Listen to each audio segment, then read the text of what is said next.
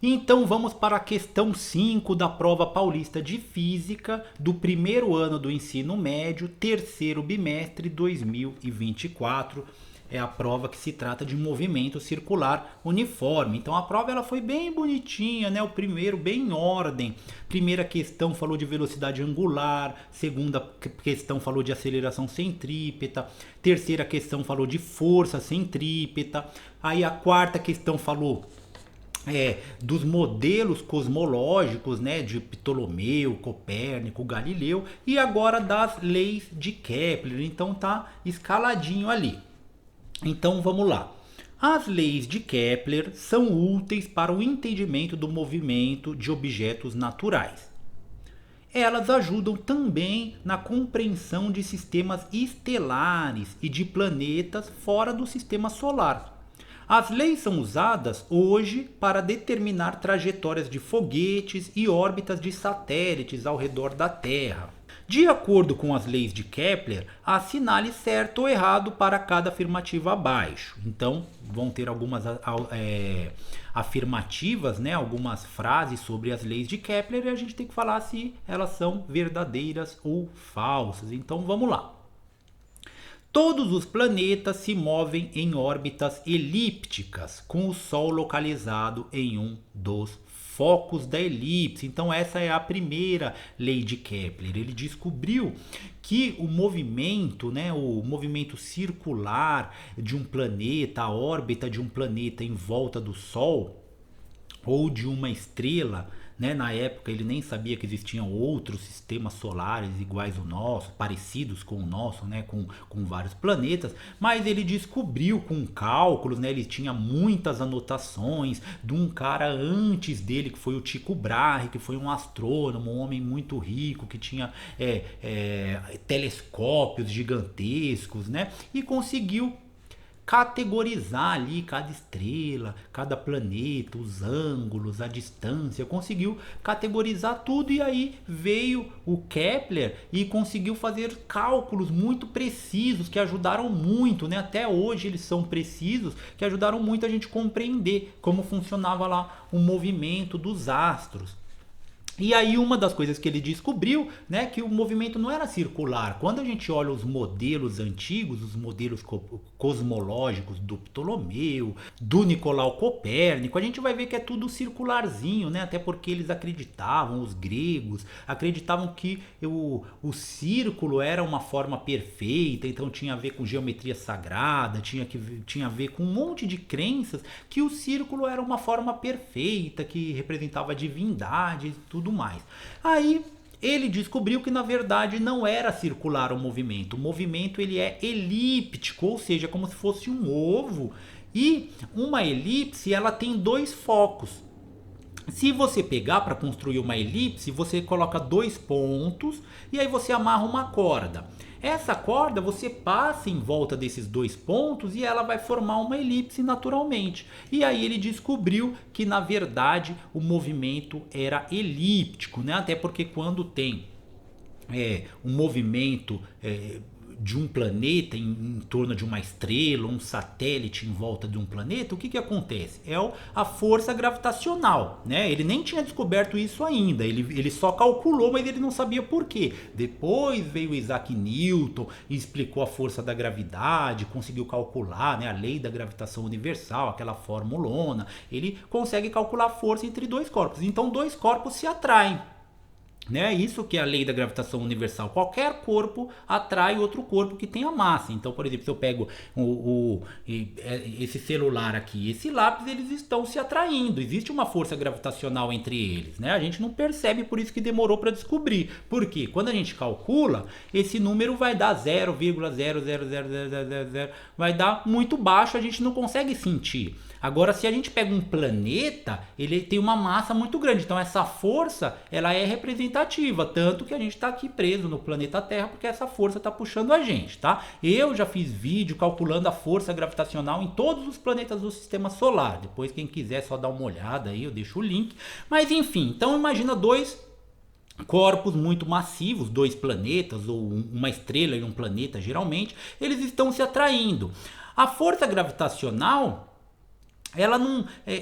Na verdade, a Terra não está girando em torno do Sol. Eles estão girando em volta do centro gravitacional. É como se eles estivessem fazendo isso daqui, em volta do centro gravitacional. Mas enfim.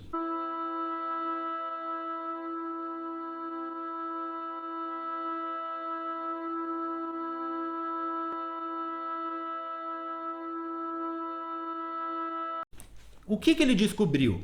Que o movimento era elíptico e o Sol ele se localiza em um dos focos. Existem dois focos da elipse e o Sol se localiza em um desses focos, tá certo? Então é esse movimento aí elíptico, tá? Agora, só por curiosidade, apesar de ser um movimento elíptico, se a gente for ver realmente o movimento da Terra, ele é quase circular, porque ele é uma elipse onde... Porque o círculo, na verdade, ele é uma peculiaridade dessa elipse. A elipse, quando você vai conforme você vai juntando os focos, né, mudando a excentricidade, isso daí é outra coisa que não dá pra gente entender aqui agora, mas você vai mudando a excentricidade da elipse, os focos, conforme eles vão ficando mais perto um do outro, mais a elipse vai se tornando circular. E aí a gente tem um movimento quase que circular aqui da Terra, mas no geral o movimento é elíptico, então ele estava certo. Então essa é a primeira lei de Kepler, né? Todos os planetas se movem em órbitas elípticas, então correto.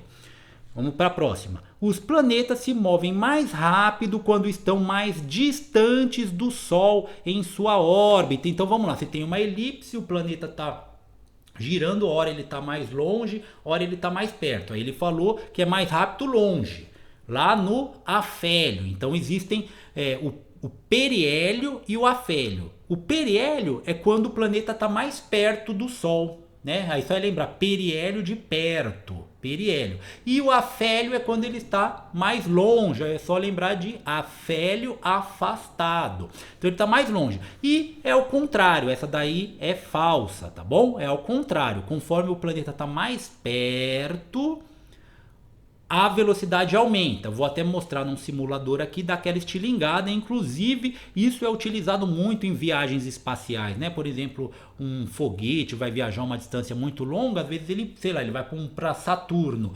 Para Saturno não, para Marte. Ele passa primeiro pela Lua, ele chega bem perto da Lua, dá uma estilingada, a velocidade dele aumenta e ele gasta menos combustível, né? Que ele vai ganhar mais velocidade. Então, quando ele está no periélio, ele é mais rápido. Próxima. O segmento de reta que liga o planeta ao Sol varre áreas iguais em tempos iguais. Então, essa é a segunda lei de Kepler, a lei das áreas. Então, é verdade, ele vai varrer áreas iguais em tempos iguais. A gente pode ver isso também no simulador melhor.